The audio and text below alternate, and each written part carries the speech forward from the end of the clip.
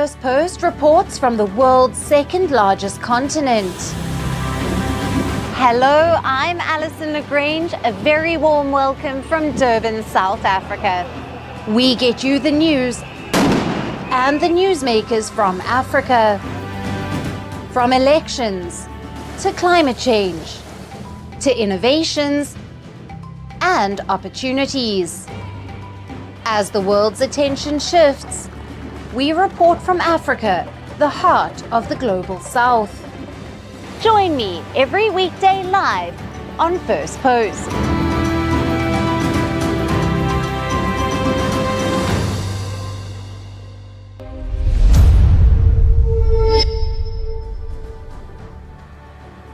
Hello and welcome to Firstpost Africa, where we get you the top stories from the continent and from across the world.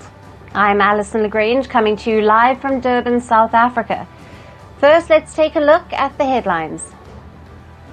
Russia pounds Ukraine's Black Sea city of Odessa with one of its biggest drone attacks, injuring 3 teenagers. The attack took place when the Czech president, a staunch backer of Kiev, was in the port city for talks with regional officials. Israel's Prime Minister Benjamin Netanyahu fires the head of the nation's security service over its failure to anticipate the October 7 attack by Hamas. This marks the first time in Israel's history that a government has fired the leader of the agency. Iran's Supreme Leader Ayatollah Ali Khamenei warns the US over Yemen strikes and denies Tehran has proxies. Khamenei threatens action after Trump vows to hold Iran responsible for the Houthi attacks. At least 7 international flights from Indonesia's resort island Bali have been cancelled after a volcano erupts in the nation's east, shooting dark ash more than 8 kilometers into the sky. And Zimbabwean swimmer Kirsty Coventry becomes the first woman to lead the International Olympic Committee in its 131-year history. She is also the first African to become the IOC president.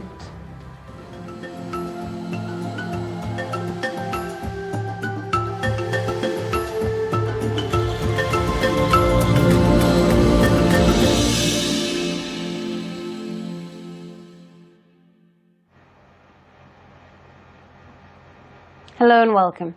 We begin with the latest developments from the civil war in Sudan, which is nearing its 2-year mark.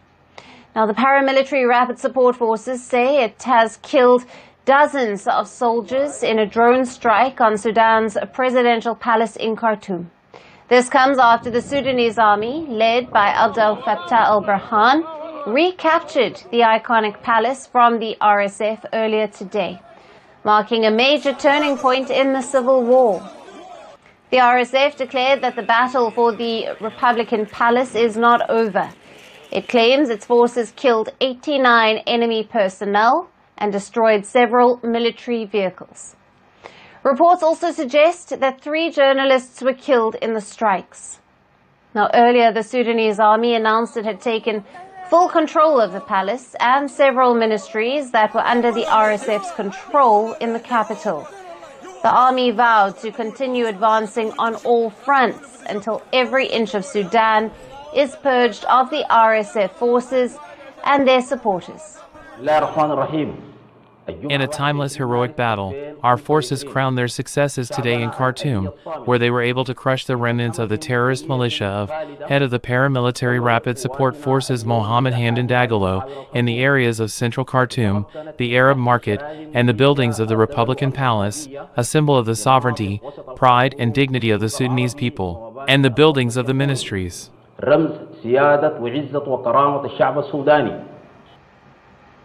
On social media, soldiers shared videos appearing to be inside the presidential palace, exchanging congratulations on their decisive victory. Sporadic gunfire could also be heard throughout Khartoum, though it wasn't clear if it involved fighting or was celebratory in nature.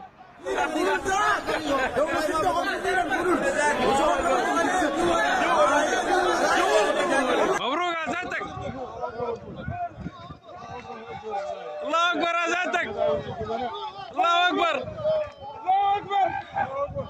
الله أكبر عزتك الله أكبر وين الله أكبر الله أكبر داخل قصر جهود داخل قصر جهود. The scene today is a stark contrast to April of 2023, when paramilitary fighters first overran the palace as war erupted between the RSF, led by Mohammed Hamdan Dagalo, and the Sudanese army. At the time, the RSF swiftly took control of Khartoum's streets, with the army-aligned government fleeing to Port Sudan on the Red Sea coast. In recent months, the army has appeared to turn the tide of the war, first advancing in central Sudan to reclaim territory before shifting focus on Khartoum. Now, central Khartoum, where the presidential palace stands alongside ministries and the capital's business district, has seen fierce fighting after army troops surged through the city recently. Today's takeover means the RSF, which is looking to form a parallel government in Sudan, have been mostly expelled from Khartoum, although they still maintain control over territories elsewhere in Sudan. Burhan's forces, including Sudan's military and allied militias, have been advancing against the RSF since the start of this year. They retook a key refinery north of Khartoum and then pushed in on the RSF positions around the capital. Now, in January, it broke an almost 2-year RSF siege on the General Command headquarters, allowing troops to merge with other battalions and encircle the RSF in the city centre. In February, the Sudanese military called for diplomatic support for a new government, which it says it wants to form after fully recapturing Khartoum from the rival forces. But the recent fighting has led to an increase in civilian casualties and has worsened the humanitarian crisis. Nearly 2 years of the civil war has reportedly killed 150,000 people, displaced over 12 million, put at least 8 million on the brink of starvation, and nearly 25 million, which is around half of Sudan's population, suffer dire food insecurity. The international community has repeatedly called for a political solution, but with both sides still determined to fight, peace remains elusive. As Sudan's civil war nears its second anniversary, the stakes are higher than ever. So what happens next? Will the army's advances bring stability or deepen the crisis? Now, to discuss this, we have with us Federico Donelli, an international relations professor at the University of Trieste in Italy. Welcome to Firstpost. Thank you. Good afternoon. Thank you for inviting me. Thanks, Professor. Now, with the Sudanese army recapturing the presidential palace in Khartoum, only to face this immediate RSF retaliation via the drone strikes, what does this escalation reveal about the balance of power and the evolving nature of the conflict?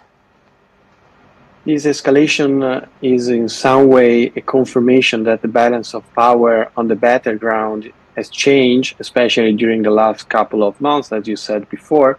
And I think that the turning point could be for the control of Khartoum. Most probably the RSF will try to keep some position by using different tactics like they did with drones. Most probably they would like to try to control still some neighboring areas in the Khartoum and the Twin City, especially by adopting insurgency tactics. At the same time, if we analyze the conflict, the civil conflict overview, we have to consider that in other regions, RSF is still very strong, and the withdrawal from Khartoum and Khartoum area in some way also has been balanced by the conquer and retake of some other area in the northern Darfur. Right, and given the army's previous vow to form a civilian government once it regained control of Khartoum, how realistic is that promise now? And what steps would need to follow to make this happen? This is a Of course, there's more opportunity that especially the SAF, the Sudanese army forces, will try to establish a government, no more in Port Sudan, but in Khartoum, even though we have to be clear that Khartoum is a completely different city after 2 years of civil war. Nowadays, there are around 2 million people there, and before the civil war, there were 8 million. At the same time, many of the buildings, institutional buildings, are completely disrupted by the war. So Khartoum is symbolically is definitely important, but I'm not sure that it would guarantee more stable process of government and state building.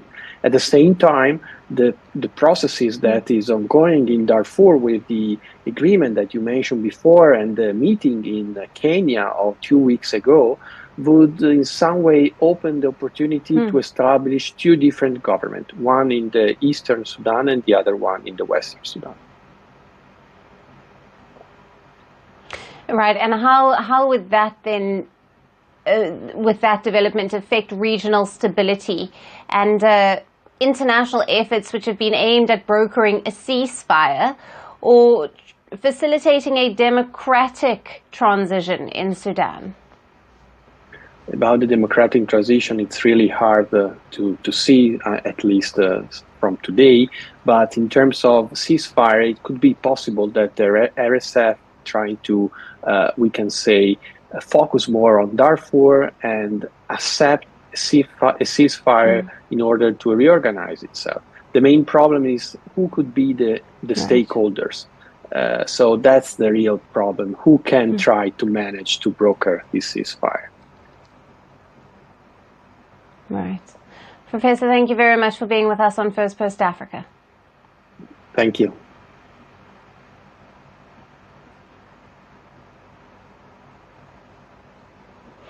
And shifting focus to Ethiopia, where Prime Minister Abiy Ahmed has made key statements in his parliamentary address regarding the ongoing disputes with Eritrea and Egypt.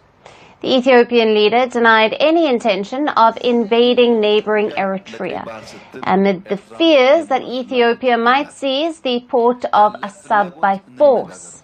Now, Ethiopia, a landlocked country, seeks access to the Red Sea for economic and strategic reasons.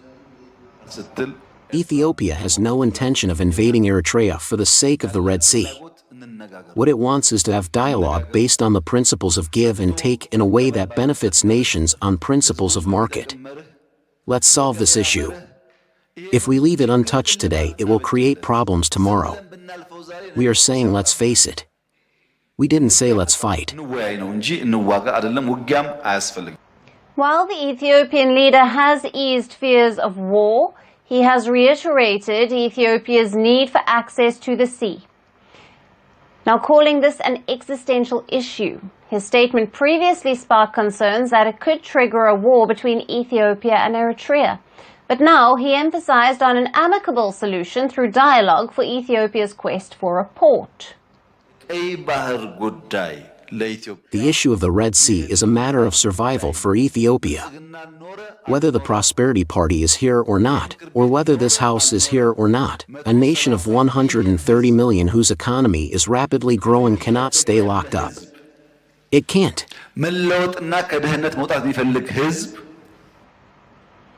Eritrea was an Ethiopian province until 1991, when it gained de facto independence after a 30-year war.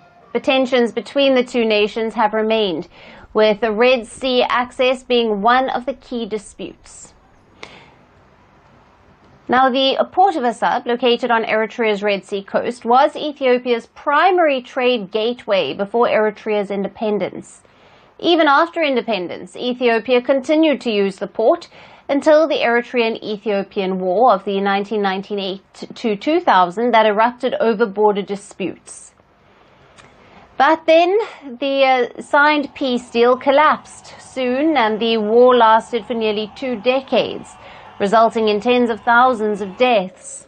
However, in 2018, in a historic move, Ethiopia's newly elected Prime Minister Abiy Ahmed signed a peace deal with Eritrea. For this, he was awarded the Nobel Peace Prize. But since 2020, new tensions have surfaced. War broke out in Ethiopia's Tigray region between the Ethiopian federal government and the Tigray People's Liberation Front, or the TPLF. Eritrea sided with Ethiopia, deploying troops to Tigray. But even after a 2022 peace deal, reports suggest that Eritrean troops have not fully withdrawn. Abiy Ahmed's latest remarks come as infighting within the TPLF in recent weeks has raised fears of renewed violence in the region. Analysts warn that Eritrea could exploit the unrest for its own strategic interests. While Abiy Ahmed believes that the situation in Tigray will be resolved soon, his other remarks on the Nile Dam could escalate tensions with Egypt. Now, the Ethiopian leader has announced that the controversial Grand Ethiopian Renaissance Dam, or the GERD, a multi-billion-dollar mega dam on the Blue Nile, will be fully inaugurated within 6 months. Now, the GERD is considered vital for Ethiopia's electrification and economic development. However, the dam has been a major point of contention with downstream nations, Egypt and Sudan. While war-torn Sudan's stance has fluctuated, Egypt has consistently opposed the dam, calling it an existential threat to its vital Nile water supply. Ethiopia insists the dam will not reduce the volume of water flowing downstream. However, repeated negotiations have failed to produce a breakthrough. The dispute over Red Sea access and the Nile waters remains unresolved, leaving Ethiopia's relations with Eritrea and Egypt in a delicate balance.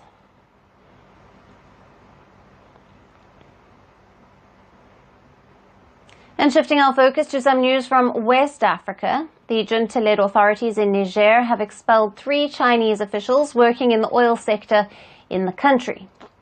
Reports suggest the officials were Niger-based directors of the China National Petroleum Corporation, or the CNPC, the West African Oil Pipeline Company, and Soraz, a joint venture oil refinery.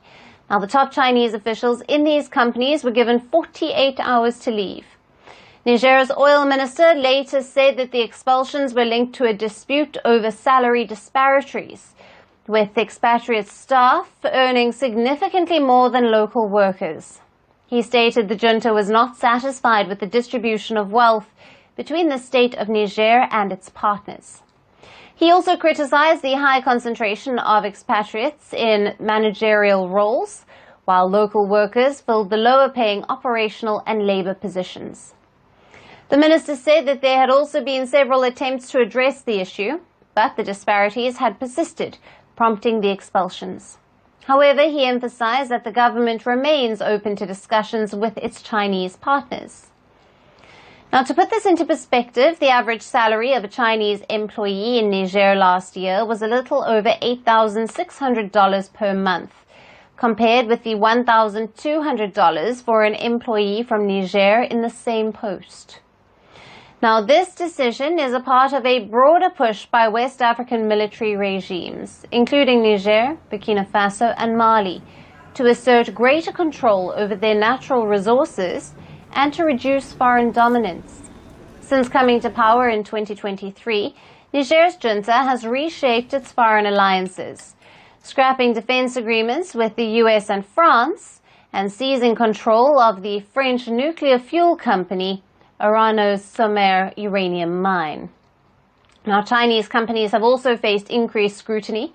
In a separate case, Niger's tourism ministry revoked the license of a Chinese-operated hotel in Niamey earlier this month, citing discriminatory practices against Nigerian citizens. Now, Niger's partnership with China dates back to 2008, when both countries signed a $5 billion deal to develop oil fields in eastern Niger. And just last year, the junta signed a $400 million agreement with the CNPC for oil shipments. So while Niger insists it remains open to dialogue, these latest developments highlight the growing strain in its relationship with China. From oil and infrastructure to mining and tourism, Chinese businesses in Niger are now facing heightened oversight. It remains to be seen how Beijing will respond to the shift in one of its key West African partners. We'll continue to bring you the latest developments as they unfold.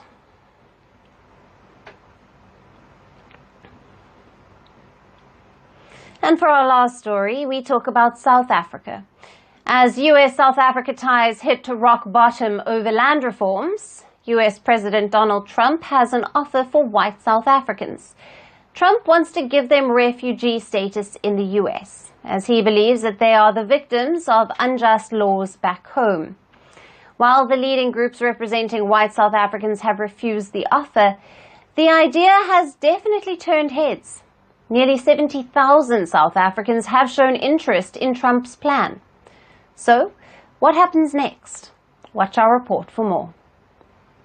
The age of America begins right now. US-South Africa ties are on a roller coaster, but without the thrilling highs, they seem to be stuck downhill. Within just 2 months of his second term, US President Donald Trump has picked a bone with quite a few countries. South Africa is among the top few. Trump says South Africa's land reforms are anti-white and the government is confiscating land. Allegations which the Cyril Ramaphosa government has repeatedly denied, but it has only fallen on deaf ears. Trump has unleashed a series of hard-hitting moves against South Africa, like cutting all aid, expelling the South African ambassador, and boycotting the G20 meetings. But from this long list, one has stood out. It's the refugee status for white South Africans, because Trump sees the minority white South Africans with almost 70% of land as victims of racial laws. He has offered them a refugee status in the United States. While the decision caught most people off guard, it seems to have garnered some attention as well. Almost 70,000 South Africans have expressed interest in moving to the United States following Washington's offer. This is as per the South African Chamber of Commerce in the USA, a group representing South African business people living in the United States. Though it's not a government body, the group says it is now involved in registering the interests of those who want to migrate to the US. It has handed over a list to the US Embassy in Pretoria. Out of the 67,042 people who registered on its site, most were aged between 25 and 45 and were mainly Afrikaner or English names. The white population in South Africa is primarily Afrikaans-speaking, descended from Dutch settlers or English-speaking South Africans with British ancestry. Tech billionaire Elon Musk, Trump's so-called first buddy, was born in South Africa and has repeatedly spoken out against the country's land reforms. It's believed that Musk's voice is the one echoing in Trump's ears, shaping his stance on the issue. As Musk and Trump clash with the Ramaphosa government, their stance has found support in South Africa. Last month, hundreds gathered outside the US Embassy in Pretoria to thank the Trump administration for listening to their cause. We are here because Trump invited us to come to America. That's the only reason, and now we're going. We're definitely going. If I do get the chance to go, it won't be like a charity case. I would take all my assets, I would sell them, go there, maybe start a life for myself, because I don't see starting a family here in South Africa. So Mr. Trump, thank you so much for noticing that and help making South Africa also great again. But not all South Africans are cheering Trump's plans. Some Afrikaner groups, the same ones that once lobbied for his administration, have now rejected his offer. And for some, Trump's proposals are straight out of fantasy. To me, I think it's either an illusion or a fantasy on Trump to obviously gain more momentum. So will Trump, playing the savior of white South Africans, deepen divisions within the country? Or will South Africans, regardless of background, stand together in rejecting his intervention?